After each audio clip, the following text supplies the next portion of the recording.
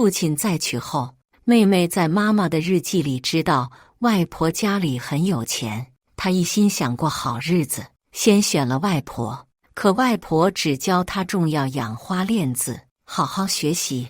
她从没有机会在公开场合露面，反倒是留在穆家跟后妈长大的我，成了备受赞誉的穆氏明珠。直到妹妹高考完回家，得知我和京圈太子爷要一起出国留学，且回来就结婚，她发疯地弄死了我，和我一起重生到了选择外婆还是父亲的时候。这次她躲在爸爸身后，我不跟外婆回去，我要新妈妈。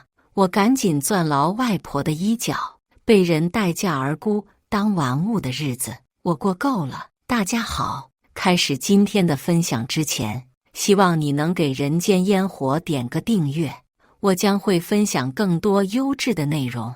妈妈去世之后，留下了2个女儿，我的妹妹穆洛和我穆英。爸爸很快再婚娶了后妈，全部精力放在了后妈和未出生的孩子身上。这时候，我从未见过的外婆出现了，她说要带走我和妹妹。我爸一脸为难地开口，雅芝当初结婚的时候说自己是孤儿，我们结婚这么多年，从来没有见过您。您现在说要带走2个孩子，这也是我的孩子，虽然我已经另娶了，可我也舍不得全部交给您带走。如果您非要带一个给您去养老，那就问他们自己的意见吧。话音未落，妹妹已经拉住了后妈的手。妈妈，你站着累，我扶你，还一脸如沐地贴在后妈手臂上，又甜甜叫了一声妈妈，承诺以后会一心爱护弟弟。我爸惊呆了。当时要娶后妈进门的时候，妹妹闹得最凶，她家在亡妻女儿和怀孕新人之间焦头烂额。现在妹妹竟然主动示好，要接纳后妈，还讨巧地说后妈肚子里是个弟弟。她本来就偏爱妹妹，如今妹妹愿意主动留下，当然喜不自胜。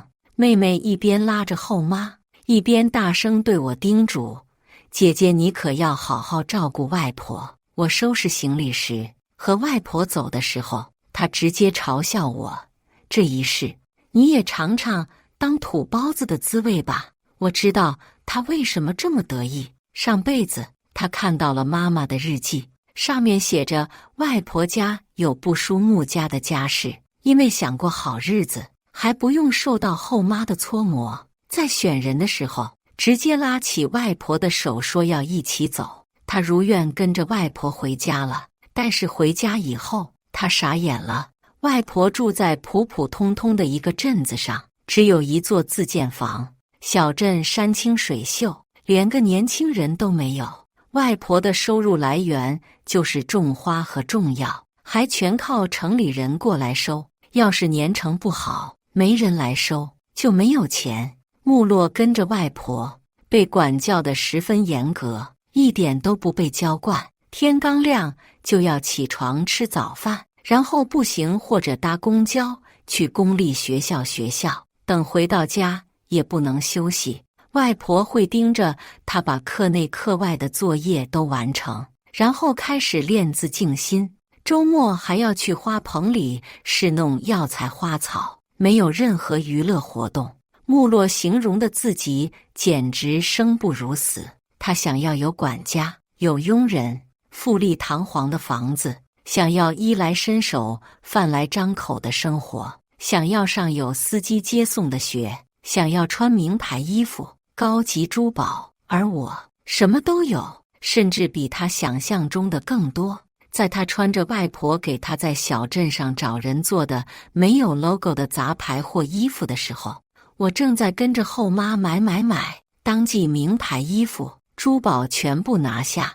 当他还在青春期灰头土脸没有装点的时候，我在后妈的带领下正畸塑形做脸，整个人精致到头发丝。她说她是早就消失在别人视线中的穆家女儿，而我熠熠生辉。在我还不到16岁的时候，就有许多家族伸来橄榄枝，打算强强联手。我被后妈打扮得像个精致的洋娃娃，在各种重大场合大放异彩，是穆家的门面，也是外人眼中唯一的穆家千金。她喜欢京圈太子爷梁月，跪在书房外求爸爸让他介绍认识一下，却被拒绝。她哭着问：“我也是穆家的女儿，为什么我不行？”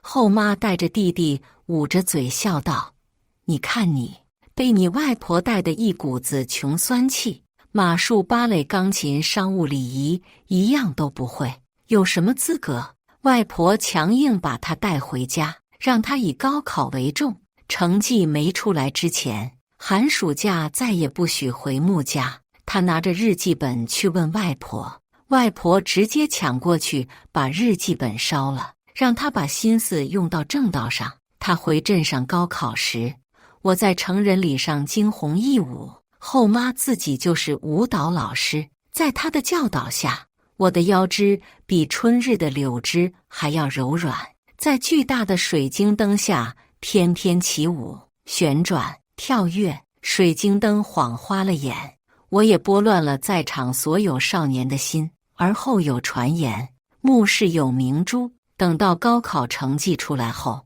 穆洛兴冲冲地拿着成绩单准备回来报喜，知道了我和他喜欢的京圈太子爷梁月的事。彼时后妈和梁母的商量留学的事情，穆洛和梁母打招呼，梁母笑得慈祥又矜持，却在穆洛转身离开的时候，拍拍后妈的手说道：“听说你们家有2个女孩，哎，另一个就被养废了，还是英英好，懂事端庄。我们这种人家的女孩就是要娇养。”她走到我跟前，我都能闻到她身上的肥料味。穆洛直接癫狂了，冲到我房间来，死死地掐住我脖子：“去死，去死！”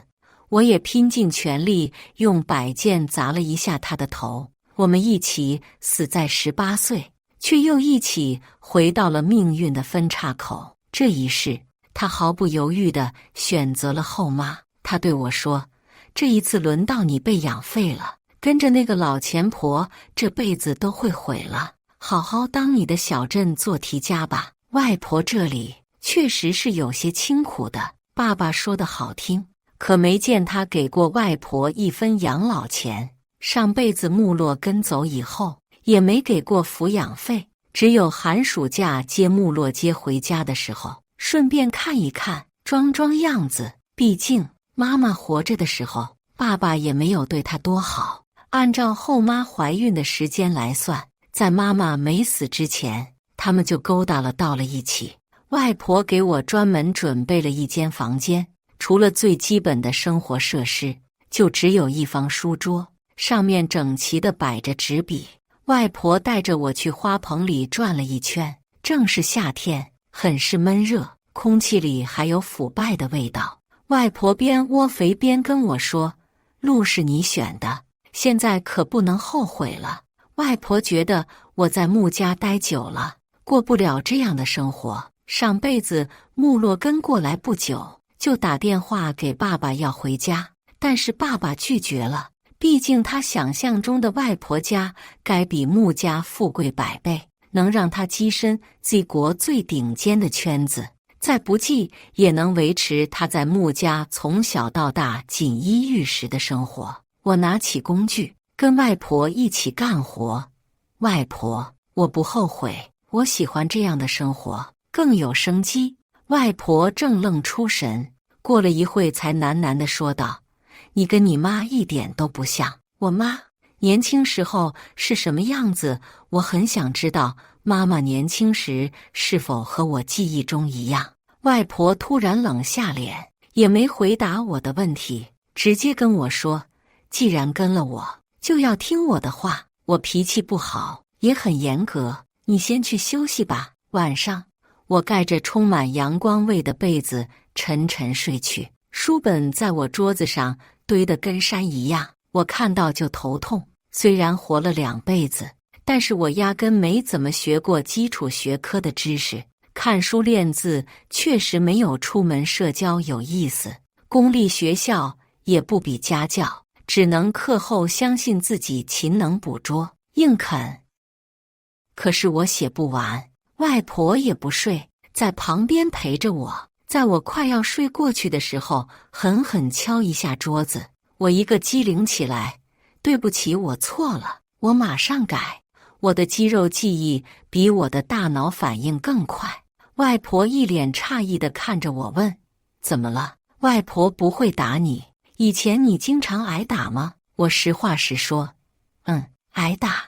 外婆深深叹了一口气，要不今天先去睡吧。我摇摇头，不，如果每天都让自己休息，那我成绩永远赶不上去，我的字永远练不好。我不信我做不好。外婆摸着我的头顶说，我再去给你煮点夜宵。我能清楚地感知外婆爱我，虽然我的考试成绩很烂，但是她会陪我弄懂每一道题。衣服虽然不是名牌，可她会让隔壁的裁缝奶奶来给我量尺寸，永远穿着合身舒服。外婆嘴上不说，可我知道她心疼我，她希望爸爸来看看我。活了2辈子，我对父爱已经没什么奢求了，我也不希望他来，偶尔来看一次我，也只是为了拍一些合照，为他的个人形象添砖加瓦。每一次眼里都是嫌弃和无处下脚的窘迫。门口突然传来一阵音乐的声音，我触电似的绷起了脚背。外婆拍拍我的手，让我放松。我跟着外婆出门，看到木洛在阳光下起舞，像一只骄傲优雅的小天鹅。舞蹈结束，眼中全是骄傲和不屑。不远处，后妈扶着肚子，身上穿着和木洛同款的亲子装，向我们走来，边走边亲昵地拉起木洛的手，跟我爸说：你看，这支舞就是我们相遇那天我在剧场里跳的那支，美不美？说完才假装吃惊地看到我们。阿姨好，我刚刚没看到你们。又让旁若无人地开始撒娇。阿生，我肚子大了，是不是没以前漂亮了？你看我把我们的女儿教得多好。木洛扯着爸爸的袖子，爸爸，我们回家吧。妈妈说你是她的伯乐，你也帮我指导指导。我听了都想笑。伯乐，一个见色起意，一个见钱眼开，在家里表演不够，还要专门来这里搭台子唱戏。木洛和后妈把我爸夹在中间，我爸点点头。英英，你听外婆的话，那阿姨我就先走了。姐姐，你能送我吗？我想跟你待一会。木洛提出来要和我单独待一会，我大概知道他想干什么。那本日记你也看见了吧？我好心告诉你，里面都是假的哦。外婆就是个农村老婆子。木洛幸灾乐祸地笑着。对了，你接到刘氏的邀请没？哎呀，对不起，我忘了。姐姐在这么个穷山恶水的地方，早被 L 城名媛圈除名了。求求我带你去。不过，你去了什么都不会，怕是要丢人。他边说边不经意间露出名贵的首饰摆弄。他等着看我愤怒、后悔、懊恼。可我什么情绪都没有，就问了他一句：你保持体重很辛苦吧？一句话就让他成功变了脸色。我听不懂你在说什么，土包子。说完就直接上车，颇有些落荒而逃的意思。我慢慢往回走，到了家里，外婆别扭地拿出一个蛋糕说：今天你生日，吃个蛋糕吧。我不知道你以前在木家怎么过生日的？其实我已经很久没过生日了。奶油的味道在我嘴里化开、绽放，冲击着味蕾。舞蹈吃的是天赋饭，对身高体重都有要求。后妈更是严苛，会亲自指点监督我。体罚也是常事，贴墙站、教鞭抽，反正都是些阴毒手段，面上也看不出来伤。青春期的孩子正是长身体的时候，我经常半夜饿得睡不着起来翻冰箱，只要被发现就会被强行催吐。到后面，我的胃已经形成了一种反射，只要一超过某个限度，我就会吐。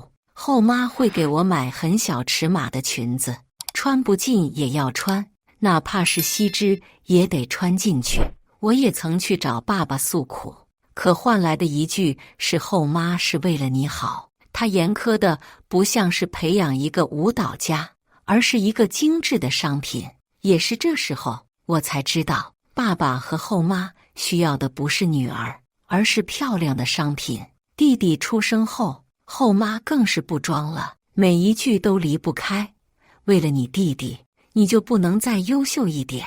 爸爸也非常赞同，你弟弟是穆氏的未来，你要足够优秀，攀门好亲视他，才能没有后顾之忧。可我爸根本狗改不了吃屎，在外面莺莺燕燕一大堆。弟弟还小，后妈想用我把爸爸的心拉回来。她发现只要我获得某项荣誉，爸爸就会回来看一眼。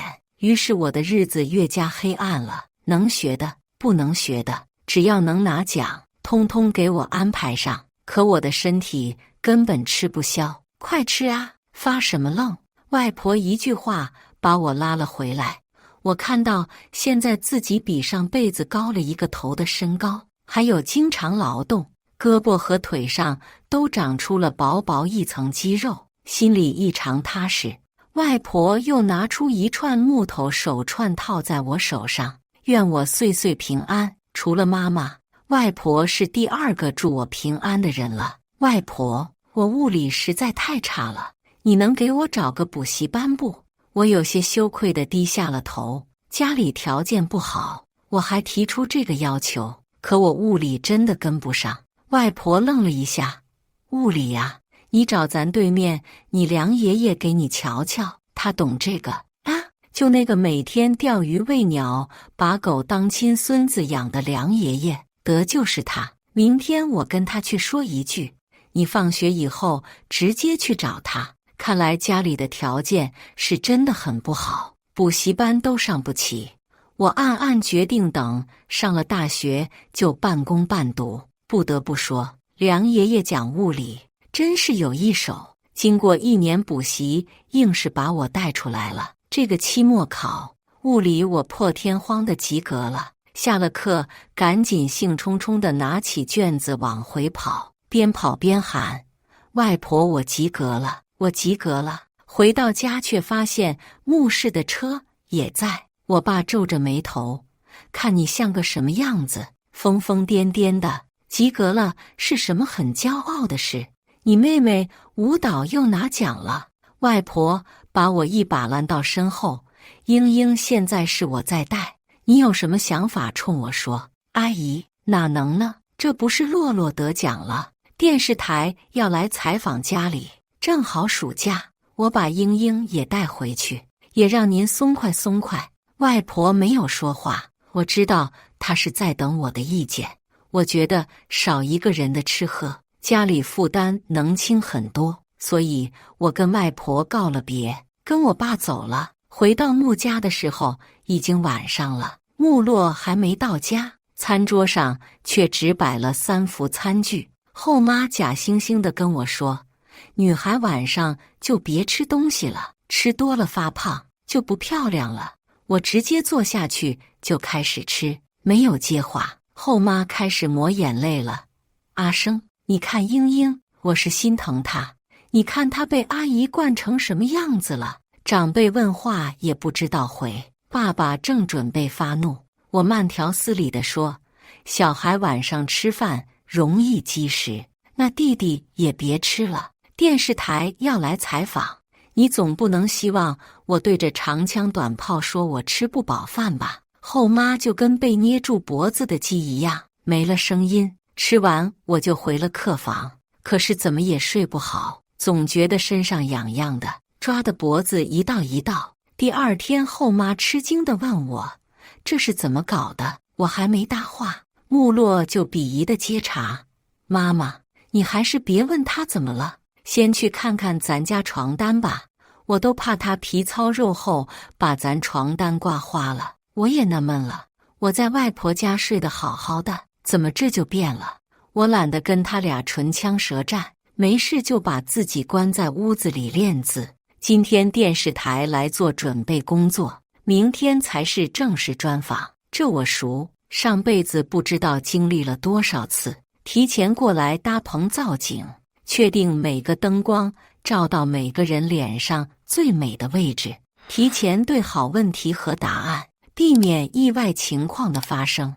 莫二小姐真是年少成名，是我们舞蹈界的新秀啊！负责人在被爸爸后妈带着参观没落的奖杯室，可我打眼一看就发现少了东西，含金量最高的春风杯并没有拿到。结合我前世的生活，以及回来之后每晚地下室传来隐隐约约的哭泣，还有挥舞柳条划破空气的休想，用脚想也明白没落人后过的是什么日子。我发愣的时间，导演又推开了我的房间，后妈还来不及阻止，嘴里的话说了一半。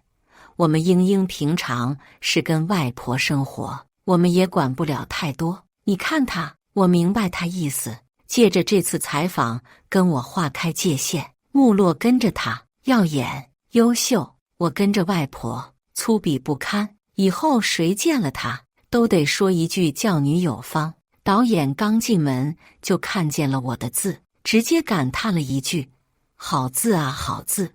你看这字结构圆润饱满，下笔一气呵成，颇有魏老风韵。魏老你知道吧？他已经封笔了。都说一字见心，莫大小姐是真正的大家闺秀。我心里缓缓地打出一个问号。这个导演为了讨好穆家，吹得真的过了。不过我的字是奶奶一笔一画磨出来的。魏老是谁？听都没听过。还是我爸先反应过来，一把把我拉过去说：是啊是啊，我家英英性子娴静，就喜欢书画。不知不觉，今天的焦点重心成了我，问我有没有拿过什么奖项，又问我师承何人。我随口敷衍，毕竟我也不想和穆洛抢镜头。但是因为他们的夸奖，穆洛对我的恨意几乎已经实质化了。等第二天真正的采访开始的时候，一声尖叫划破平静：妈妈，你上次在威尔斯拍给我的那颗粉钻怎么不见了？穆洛穿着小洋裙，渲然欲泣。妈妈，对不起，我弄丢了你给我的15岁礼物。导演惊呼，那颗粉钻的神秘买家竟然是穆夫人，真是疼女儿。后妈恰到好处地露出为难的表情。我本意只是想送女儿一份独一无二的礼物，可是现在，说完又在暗处朝弟弟使了个眼色。弟弟含糊不清地指着我：大姐姐、二姐姐，房间进去了。看起来什么都没说，实际上意思不就说是我拿了吗？我爸瞬间暴怒。作为上辈子他最贴心的女儿，我知道他的暴怒不是因为我偷拿了什么，而是现在这件事被捅到了镜头前，伤了他面子。我没有拿进妹妹房间，是因为妹妹告诉我妈妈的相片在她的房间，我要看就去找她。我没有拿，当然不会认。对于爸爸而言，现在最好的处理方式就是我承认妒忌妹妹偷拿粉钻，然后他们大度原谅，最后上演一出阖家团圆。可我已经不是上辈子的我了，他的喜欢我已经不稀罕了。我死咬着不认。爸爸更加暴怒。后妈看似劝解的火上浇油和穆洛恰到好处的脆弱，最终的结果就是我被勒令关进地下室。什么时候知错了，什么时候出来。编导带的实习生看不过去，悄悄地说了一句：我看大小姐手上戴的是金丝楠木，品相这么好的楠木不比粉钻便宜，怎么会偷拿？穆洛害怕事情暴露，毁了他的形象，声音尖锐，就是串破木头。死老太婆不知道从哪个小卖部给他买的，来碰瓷我的粉钻，要不要脸？我要被关进地下室的时候，还在想，这下惨了。本来答应外婆今天回去的，老太太又要担心关地下室这事，我也不害怕，毕竟我上辈子是这的常客，舞跳不好，关。晚宴上没有跟某家夫人攀谈上，关。没有男生约我出门了，关。但是我怎么也没想到，在穆洛的授意、穆爸的有意放纵下，连吃喝都没人管，仅仅一墙之隔，我能听到他们一家人的欢声笑语，庆祝今天的采访顺利。2天过后，我觉得自己快要脱水死了。饿了我还能抠抠墙皮，咬咬指甲；渴了我总不能喝自己尿吧。濒临昏死之际，看到地下室的门开了，有个人逆光站在门口，看不清，气势强大，像是外婆。晕倒前，我还在想，外婆就是个农村老太，为了我，气势真强大呀。再醒来，是在一间漂亮的房间里，装修考究，比穆家繁华了不知道多少倍。我掐了自己一下，这是做梦还是穿越了？大小姐，你醒了。旁边的声音把我吓得一激灵，真穿越了。我一抬头就看到了自己的书包，还好并没有穿越。直到晚饭时间，我都还没有真实感。大小姐，我外婆呢？我心里有太多的疑惑，上辈子没这出呢。夫人吩咐您醒了以后就去书房找她。我蹑手蹑脚地来到书房，感觉外婆像是完全换了一个人。织金的黑色旗袍，发间别着的碧绿色翡翠发钗，无一不标示着妈妈的日记。是真的，醒了就跟我走吧。外婆并没有解答我的满肚疑惑，反而叫上了保镖，带我直接去了穆家。到门口，直接让保镖堵在门口，我们的账要好好清一清了。外婆不怒自威：“阿姨，你这是擅闯私宅，保安都是死的吗？”后妈也不装了，大声喊保安：“没什么，就是聊聊粉钻的事。你说英英拿了你首饰，英英你拿了吗？”外婆随手摘下手腕上的珠串把玩，问我没有拿过，这是他们往我头上泼的脏水。我摇头。穆洛心虚地望了眼后妈，梗着脖子，他说没有就没有啊，那颗粉钻可值300万，你们一辈子都挣不到这个钱。外婆冷哼一声：“300万，你都不确定你姐姐有没有拿，就直接把你亲姐姐关进地下室，水米不送。”外婆步步紧逼，穆洛还在嘴硬：“300万我可以报警送他去坐牢。为了穆家，我只是把他关了2天，有什么要紧的？”后妈也装起好人：“小孩子手脚不干净，就是需要管教。阿姨你也太溺爱孩子了，现在不管教，以后被外人管教。”外婆愤极生笑：“好啊，听说你儿子前2天在早教班把人打了，那我也替你管教。英英，去把灰岩抱走。”我还没过去，后妈就尖叫一声：“谁动我儿子，我跟他拼命！”说完看了眼我身后，就软软的晕了下去。穆英，你是不是反了？哦吼，原来是撑腰的来了。穆生直接冲上来想打我耳光，我身后的保镖伸手拦住了，当着我的面就想打人。英英根本没拿你的东西，东西丢了你可以报警。外婆看着穆洛酷似母亲的脸，软下声音：“毕竟你也丢了东西，这个珠串给你吧。洛洛，跟你姐姐道歉，你还是我外孙女。”穆洛手一甩，珠串摔了个粉碎，碎渣4、5分裂，都崩到了穆洛手上，把他手划出了血痕。穆洛又行了：“什么破烂绿玻璃，我不要，我只要我的粉钻。我巴不得你早点死，穷人就别生孩子，跟你在一起我都掉价。我姓穆，谁稀罕当你外孙女？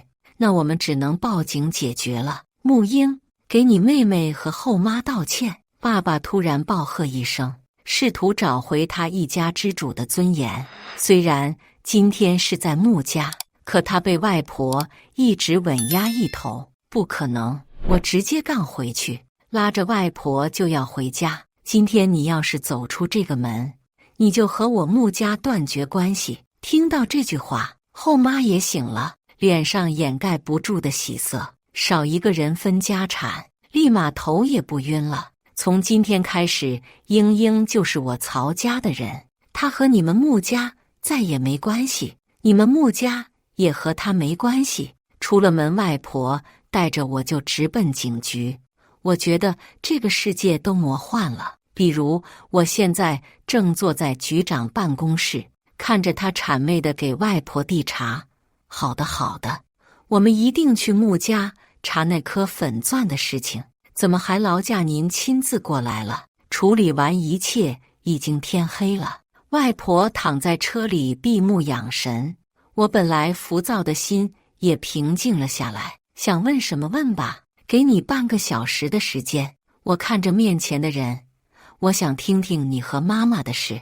外婆的身体肉眼可见地佝偻了下去，过了半晌才涩然地开口：你妈妈是我唯一的女儿，可她太倔了。故事很俗套，妈妈是娇养千金，遇到了有点资产的花花公子爸爸，外婆不同意他们在一起，妈妈宁愿断绝关系去追爱。在这段婚姻中，她过得很不快乐，但她不想跟外婆低头，直到生命最后一刻才认清了枕边人，怕我们跟着爸爸受苦。终于在临终前联系了外婆，让外婆好好照顾我们。那晚月色很凉，外婆一个人坐了很久，我久违梦见了妈妈。我想问问她后悔吗？可她只是冲我笑。这天外婆拿着一封邀请函对我讲，也该出去见世面了。在晚宴上我看到了穆洛，他瘦得有些不正常，脸上的红润全是粉扑出来的。我一眼就知道他的生活过得很不好，也知道今天后妈给他的任务。毕竟我们是一母同胞的姐妹，我也希望他能避免一些不好的事情。给你最后一个忠告，今晚别跳舞。穆洛咬牙切齿，凭什么？你就是今晚过后备受赞誉的穆氏明珠，我为什么不能跳？你为什么能出现在这里？连件像样的礼服都没穿，保安让他滚出去。其实穆洛真的挺没脑子的，单从那天的事情后，他就应该清楚外婆不是他看到的那么简单。不知道后妈给他灌了什么迷魂汤，能让他取了几根肋骨出来，就为穿进号称世界第一小黑裙的礼服。我看谁敢让我的贵客出去。来人轻声附在我耳边说，梁老是我爷爷，托我照顾你。这是穆洛心心念念的京圈太子爷。梁月也是我这辈子的男朋友。我逗他，梁老的孙子明明是一只胖狗。梁月无语看了我一眼，帮我处理了麻烦。管家，把这位小姐请出去，她打扰到我的女伴了。哎，梁少，给我一个面子，洛洛是我邀请来的，不知道这位是？刘家小少爷把穆洛护在身后，还在不住地用眼神打量我，黏腻又恶心。这是我爷爷故交的孙女。梁月拦住了刘家小少爷，他立刻正了神色，伸出手，很幸运认识这位小姐。我实在不想跟穆洛的男人有什么交集，挽着梁月的胳膊就离开了。身后穆洛盯着梁月的背影，满眼的志在必得，隐约听到刘少哄穆洛，我都说了你是我女伴，今晚好好表现，别给我惹事。我站在角落里看着聚光灯打下穆洛的独舞，他优雅的旋转、转身、翻点，一气呵成，腰肢细得像是一把手就能合拢，有一种近乎残忍的美感。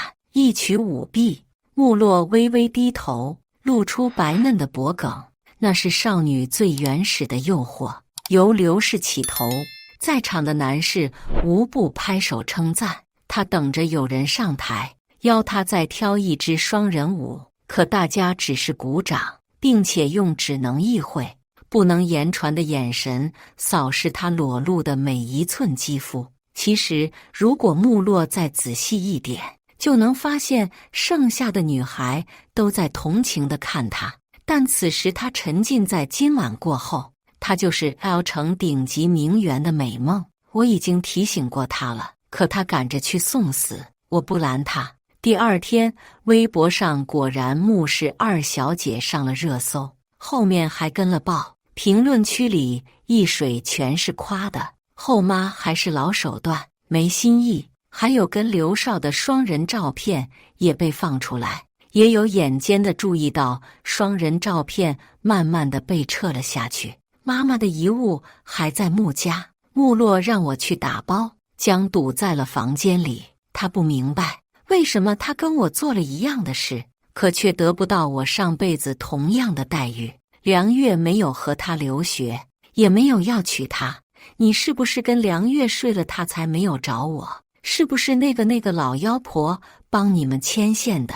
他状若疯癫，我一巴掌扇在他的脸上，让他好好冷静一下。这巴掌是我替妈妈打你的，当着妈妈的面侮辱外婆，你该打。他想还手，我直接把他摁倒在地。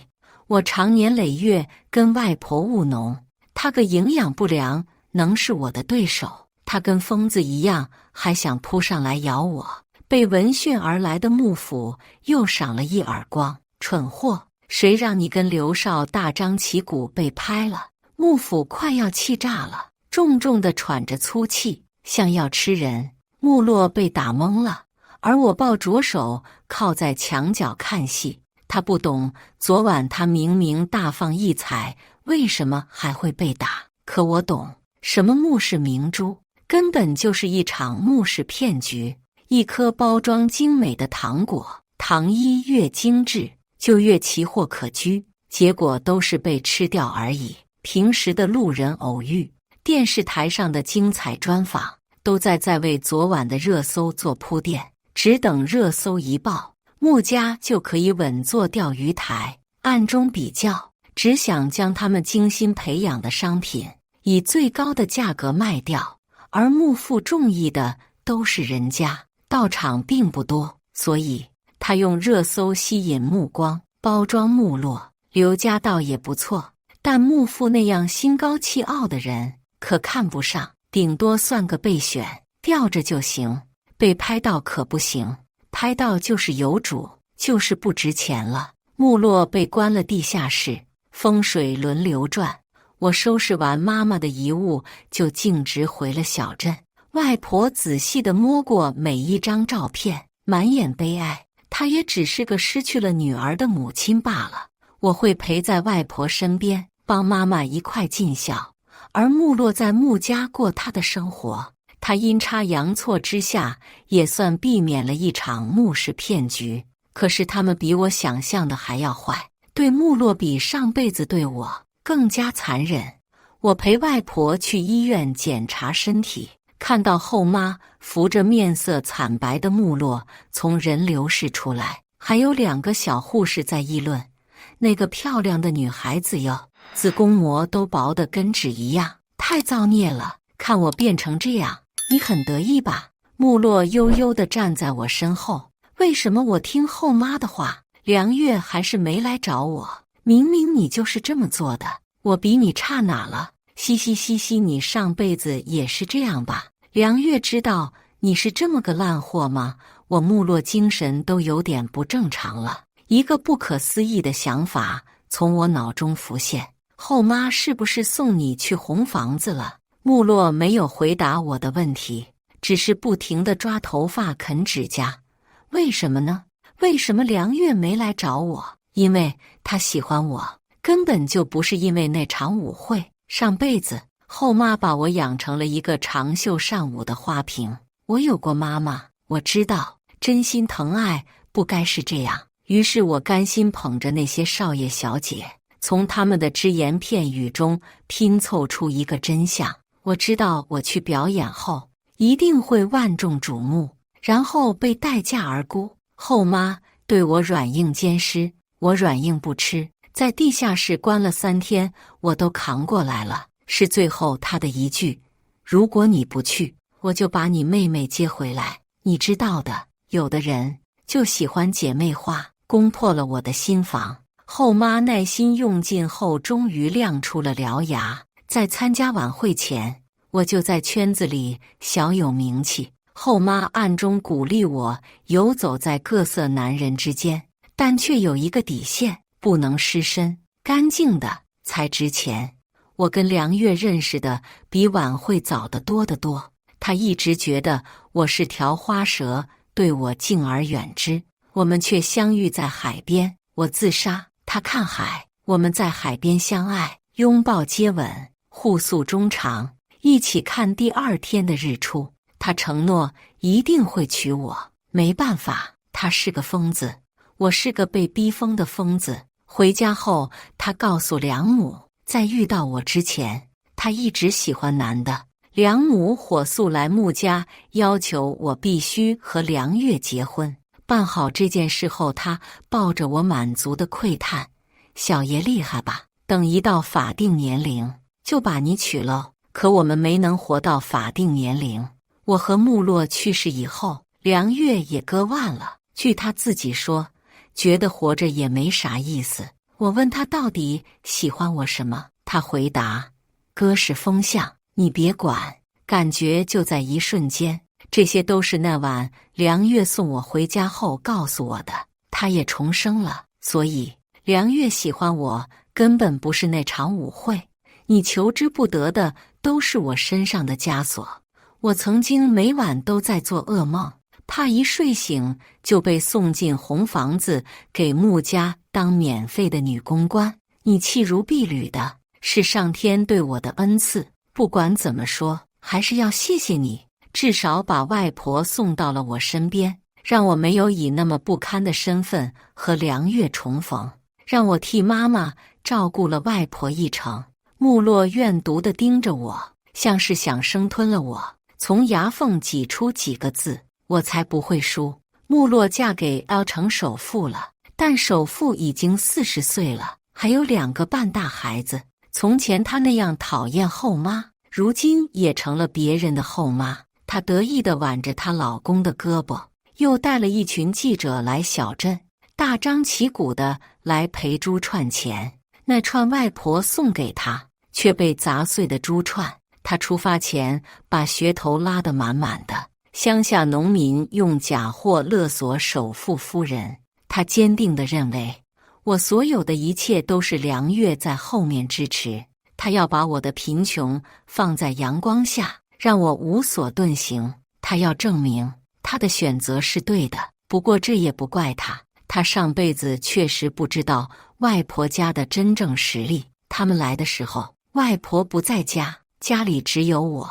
姐姐，开门呐，我来看你和外婆了。就算你不愿意见过，至少让我看看外婆。毁了外婆的礼物，我可太伤心了。我是过来赔钱道歉的，只要外婆能原谅我，我愿意10倍赔偿。说着还哭上了，矫揉造作，连流泪的角度都是设计好的。10倍赔偿，1串1000万，10串1个亿，支票还是……我淡淡开口。穆洛脸上的表情险些没绷住。姐姐，我们是来真心看外婆的，你别说笑了。就算你们很缺钱，也不应该用玻璃珠勒索1个亿呀。我摇摇头，真是不见棺材不落泪啊。我还专门叫了文玩协会的黄会长来验证价格，毕竟也不能让你们亏本啊。黄会长，会长，他叫的来人反而在盯着我的手腕看。请问您能让我看看这串吗？我不可置否，摘下来扔给他。珠串在空中画了个完美的抛物线，黄亮的心都跟着颤了颤。摄像来，快来拍这个，这是真品。不对，是真品，绝对超过8位数。黄亮激动的声音都走掉了。穆大小姐，我们方便进屋里看看吗？黄亮近乎虔诚地看着我。当然可以，但请叫我曹小姐。哪个曹？是虚。我做了一个噤声的手势，随着黄亮一声高过一声的介绍，这是章断，古有一尺百金之说，您却用它来做床单。我含笑点头。这么大的一块田黄石，您把它放在桌子底下干嘛？桌子有点不平，垫一下。黄亮一副要撅过去的表情，你了半天，没说出一句话，转身继续参观。这是唐伯虎的真迹啊，您把它挂在窗边是为了挡窗户缝，有时候日头太大了晒。我实话实说，黄亮已经麻木了，而木落在一声声介绍里面上血色全失，目光失焦，嘟囔着怎么会这样，明明都是些破烂。她的首富老公觉得丢人，抛下她就走了。黄亮的情绪在见到外婆的花田后彻底失控了。这是什么？我问你这是什么？摄像大哥刚刚准备来个特写，就被他一声吼回去，你别过来。左脚先迈进花田，这花今天可能就心情不好，不想活了。看黄亮如临大敌的样子，嗨，哪有这么娇贵？我提起水壶，一顿操作猛如虎。黄亮惊呆了，这可是宿关河顶，那边的是贵州龙，这一片花田加起来可能比咱市的 GDP 都高。我顿时觉得手中的水壶有1000斤重。外婆的出现及时解救了我，她一句不想多提，黄亮就晋升了。可这次穆洛真的疯了，在听到穆洛的消息时，是他把穆家父母全捅了。穆家3口一夜殒命，看监控他们死前曾爆发过剧烈的争吵。他恨后妈为什么要为了舞蹈这么折磨他，也恨穆父送他进红房子被人蹂躏，曾经引以为荣的骄傲变成了迎来送往的手段。恨意在他回家后想要股份被拒绝到达巅峰。后妈还在旁边奚落，你看看你大姐，凭自己攀上了良家，你就是个废物，还要惦记娘家的钱，这可都是你弟弟的。穆辉炎还在旁边鹦鹉学舌，废物，废物！我的。据办案民警说，现场十分惨烈，穆洛在监狱里要求见我一面。外婆到底是谁？他还是在执迷这个问题。我怜悯地告诉他，外婆是 Z 国曹家的掌权人，本来上辈子如果你能把成绩带着先回家，等着你的就是继承人手串，整个镇子都是外婆买下来的，里面那些不起眼的老头老太太都是有些名声在外头的，你穿的衣服都是大师手工定制的，那个不起眼经常瞪着缝纫机的老太太是某项非遗刺绣的唯一传承人。你最讨厌的香味是沉水香，并不是什么肥料味，只不过肤浅的人不会欣赏而已。外国的奢侈品咬咬牙能买，中国的奢侈品牙咬碎了都买不起。这一切都是曹家对下任掌权人的磨练考验。很可惜，你只差一步，杀人诛心，莫过于此。监狱里传来穆洛自杀的消息时，我有些恍惚。他用了一个很痛苦的死法，用牙刷捅穿了喉咙。监狱里为了防止犯人意外，所有的器具都没有尖角，很难想象他是下了多大的决心。外婆知道以后，也只是表示明白了，这是自己选的路，怨不得旁人。